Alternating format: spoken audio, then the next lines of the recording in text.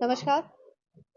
આદરણીય પ્રધાનમંત્રી શ્રી નરેન્દ્રભાઈ મોદી સાહેબના નેતૃત્વમાં સંસદના બંને ગૃહોમાં વિકસિત ભારત રોજગાર અને આજીવિકા મિશન ગ્રામીણ એટલે કે વીબીજી રામજી અધિનિયમ 2025 ને મંજૂરી આપવામાં આવેલી છે. સમગ્ર દેશના ગ્રામીણ વિસ્તારોના વિકાસની દ્રષ્ટિએ આ એક ખૂબ અગત્યનું ક્રાંતિકારી અધિનિયમ છે, જે વિકસિત ભારતના નિર્માણમાં આવનાર સમયમાં વિકસિત ગામડાની એક નવી રૂપરેખા રજૂ કરશે. કોંગ્રેસ સહિત અનેક વિપક્ષી દળો આ ઐતિહાસિક અધિનિયમ બાબતે ગ્રામીણ વિસ્તારોમાં જે ભ્રમ ફેલાવવાનો અને સામાન્ય જનતાને ગેરમાર્ગે દોરી રાજકીય રોટલા શેકવાનો પ્રયત્ન કરી રહ્યા છે, ત્યારે ખાસ આ પ્રેસના માધ્યમથી આ સમયે શ્રમિકો, ખેડૂતો અને ગ્રામીણ પરિવારોના જીવનને સુધારવાના હેતુ સાથે આ અધિનિયમના સાચા તથ્યો, સાચી ભાવના અને સાચા હેતુને જનતા સુધી પહોંચાડવાનું આપણું ઉત્તરદાયિત્વ અને કર્તવ્ય બને છે. અને એના માધ્યમથી આ પ્રેસ કોન્ફરન્સ કરવામાં આવી છે, જેની વિગતો, આ અધિનિયમની જે ખરી વિગતો છે એ હું આપ સૌ સમક્ષ મૂકવા જઈ રહી છું. આદરણીય વડાપ્રધાન શ્રી નરેન્દ્રભાઈ મોદી સાહેબના નેતૃત્વમાં ગ્રામીણ જીવનમાં સમૃદ્ધિ તથા રોજગાર સુનિશ્ચિત કરવા માટે આ અધિનિયમમાં અનેક મહત્વપૂર્ણ જોગવાઈઓ કરવામાં આવેલી છે. આપણને બધાને ખબર છે કે મનરેગા 2005માં શરૂ કરવામાં આવેલી, પરંતુ ત્યારથી લઈ અને આજનું જે ગ્રામીણ ભારત છે એમાં ઘણા બધા ચેન્જીસ આપણે અનુભવી શકીએ છીએ અને જોઈ પણ શકીએ છીએ. ગ્રામીણ ગરીબી દરની હું વાત કરું તો 2011-12માં આ દર 25.7% હતી, જ્યારે 2023-24માં ઘટીને 4.86% થઈ ગઈ છે. સુવિધાઓ સુધરી છે અને આજીવિકાના સાધનો પણ ડેવલપ થયા છે. તેથી 2005ની પરિસ્થિતિ મુજબ બનાવેલી યોજના આજના સમયની ગ્રામીણ અર્થવ્યવસ્થાને અનુરૂપ ન હોય, સાથે સાથે આજની જરૂરિયાતોને ધ્યાનમાં રાખીને યોજનાનું પુનઃસંયોજન કરવું એ પણ અત્યંત જરૂરી હોવાથી આ યોજનામાં ફેરફાર કરી અને નવા સ્વરૂપ સાથે એને રીલોન્ચ કરવામાં આવેલી છે. મનરેગા 2005માં શરૂ થઈ ત્યારે આ યોજનાના જે આયામો હતા તેમાં માટીકામ, તળાવનું કામ કે રોડ બનાવવા સહિતના મજૂરી કામ પૂરતી આ યોજના મર્યાદિત હતી. પરંતુ વીબીજી રામજીની વાત કરીએ તો આ યોજનાનો મુખ્ય ઉદ્દેશ માત્ર મજૂરી કામ નથી અને મજૂરી કામથી વેતન આપવાનો નથી, પરંતુ એની સાથે સાથે કૌશલ્ય વિકાસ સાથે ખેતી આધારિત ઉદ્યોગ હોય, પશુપાલન, ડેરી ઉદ્યોગ હોય, ફૂડ પ્રોસેસિંગ ઉદ્યોગો હોય, હસ્તકલા અને સાથે સાથે ગ્રામ્ય એમએસએમઈ અને સ્થાનિક ઉદ્યોગોમાં કામ થકી વ્યક્તિને ફક્ત મજૂર તરીકે નહીં, પરંતુ એના સક્ષમ અને આત્મવિશ્વાસી અને ભવિષ્યના ઉદ્યોગ સાહસિક તરીકે એમને તૈયાર કરવાના છે અને વિકસિત ભારતની પરિકલ્પનામાં એમને જોડવાના છે. એ આશયથી આ અધિનિયમમાં ચેન્જીસ કરવામાં આવ્યા છે. આ ઉપરાંત આપણને બધાને ખબર છે કે મનરેગા હેઠળ 100 દિવસનું કામ છે એ મળવાપાત્ર હતું, પરંતુ આ નવા અધિનિયમમાં 125 દિવસના કામની ગેરંટી મળશે. સાથે સાથે રાજ્યો પોતાના બજેટમાંથી વધારાના 60 દિવસ ફાળવી શકશે. આમ ટોટલ 185 દિવસની રોજગારી મળવાપાત્ર થશે.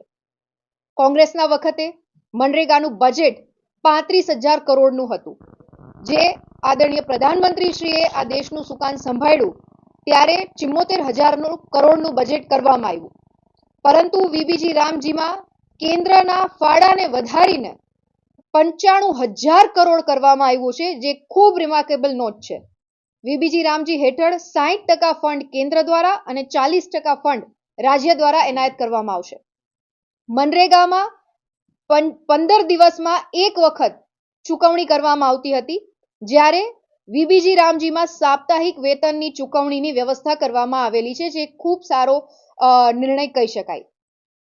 આ અધિનિયમ હેઠળ ઓછામાં ઓછા 50% કામો સીધા ગ્રામ સભા અને ગ્રામ પંચાયતો દ્વારા કરાશે, જેથી ગામની જરૂરિયાત મુજબ વિકાસ થશે. અને આ યોજના હેઠળ 4 પ્રકારના મુખ્ય કામો છે એને આવરી લેવામાં આવ્યા છે, જેમાં જળ સંરક્ષણની વાત હોય, ઇન્ફ્રાસ્ટ્રક્ચર ડેવલપમેન્ટની વાત હોય, આજીવિકા આધારિત કામો તેમજ આપત્તિ વ્યવસ્થાપનના કામો કરવામાં આવશે. કેન્દ્ર સરકાર દ્વારા સ્વસહાય સમૂહ સાથે જોડાયેલા બહેનો, માતૃશક્તિને પણ આમાં ઇન્વોલ્વ કરવામાં આવેલી છે. તેમાં ખાસ બહેનો માટે જોગવાઈઓ કરવામાં આવી છે, જે અંતર્ગત ગામમાં બહેનો માટે સ્કિલ સેન્ટર, શેડ નિર્માણ અને હાટ બજાર જેવી પ્રવૃત્તિઓ પણ હાથ ધરવામાં આવશે, જેનાથી સ્થાનિક સ્તરે જ તેમની આજીવિકા સુનિશ્ચિત બનશે. વીબીજી રામજી હેઠળ વાવણી અને લણણીના સમયગાળા દરમિયાન 60 દિવસ સુધી કામ રોકવાની જોગવાઈ પણ કરવામાં આવી છે, જેનો હેતુ કૃષિ કાર્યમાં કોઈ પણ પ્રકારનો અવરોધ ના આવે તે સુનિશ્ચિત કરવાનો છે. આ ઉપરાંત વાવણી અને કાપણી સમયે શ્રમિકોને ખેતરમાં કામ મળી રહે તે સુનિશ્ચિત કરવાનું છે. નિર્ધારિત સમયમાં કામ ન મળવાની સ્થિતિમાં બેરોજગારી ભથ્થાની જોગવાઈને વધુ મજબૂત બનાવવામાં આવી છે અને મજૂરી જો મોડેથી મળે તો વધારાની રકમ આપવાની પણ જોગવાઈ આ અધિનિયમમાં સુનિશ્ચિત કરવામાં આવી છે. આ ઉપરાંત પરિવારોનું નોંધણીકરણ, રોજગાર ગેરંટી કાર્ડ, કામ માટે જે આપવામાં આવતું હોય છે તે, આ ઉપરાંત અરજીઓ મંગાવવી, આ બધું તમામ ડોક્યુમેન્ટ્સ તૈયાર કરવા, આ બધી જવાબદારી ગ્રામ પંચાયતે સુનિશ્ચિત કરવાની રહેશે. આ યોજના હેઠળ પારદર્શિતા વધારવા દરેક કામોનું સોશિયલ ઓડિટિંગ ફરજિયાત કરવામાં આવ્યું છે, જેનાથી ગામ લોકો જાતે જોઈ શકશે કે કાર્ય યોગ્ય રીતે થયું છે કે કેમ. છેતરપિંડી રોકવા માટે અને દરેક કામ અસરકારક રીતે દેખરેખ રાખવા રિયલ ટાઈમ અપલોડ અને જીપીએસ અને મોબાઈલ આધારિત મોનિટરિંગ સિસ્ટમ અને બાયોમેટ્રિક હાજરી સહિતના પ્રકલ્પોનો ઉપયોગ કરવામાં આવશે. અગાઉની મનરેગા યોજનામાં પ્રારૂપમાં સમયમાં અનુરૂપ વિવિધ સકારાત્મકો ફેરફાર કરી તેની જમીની સ્તરે અસરકારકતા, વ્યાપકતા, પારદર્શિતા અને દેશના ગ્રામીણ વિકાસમાં સહભાગિતા વધારવા માટે પ્રધાનમંત્રી શ્રી નરેન્દ્રભાઈ મોદી સાહેબના નેતૃત્વમાં કેન્દ્ર સરકાર દ્વારા વીબીજી રામજી જે લઈને આવ્યા છે અધિનિયમ, આ સમગ્ર યોજના મને ખાસ કહેવું છે કે પરમ આદરણીય આ દેશના રાષ્ટ્રપિતા એવા મહાત્મા ગાંધીજીની વિચારધારાને સંપૂર્ણ રીતે અનુરૂપ યોજના છે એવું કહી શકાય. વીબીજી રામજી આદરણીય પ્રધાનમંત્રી શ્રી નરેન્દ્રભાઈ મોદી સાહેબના નેતૃત્વમાં વિકસિત ગામ અને ગ્રામ સ્વરાજના સંકલ્પને દેશના દરેક ગામ સુધી પહોંચાડવાનું એક મજબૂત માધ્યમ છે એ આવનારા સમયમાં બની રહેવાનું છે. સાથે મારે કહેવું છે કે ગ્રામ રોજગાર સહાયક, મેટ, ફિલ્ડ આસિસ્ટન્ટ અને તકનીકી સહાયક વગેરે યોજનાની મહત્વપૂર્ણ કડી છે. તેઓને તાલીમ, માનદેય અને દેખરેખ માટેનો પ્રશાસકીય ખર્ચ 6% વધારી અને 9% કરવામાં આવ્યો છે, જેથી કામની ગુણવત્તા વધશે. સાથે તેમને સમયસર પૂરતું ચૂકવણું અને માનદેય મળવાની વ્યવસ્થા પણ સુનિશ્ચિત કરવામાં આવી છે.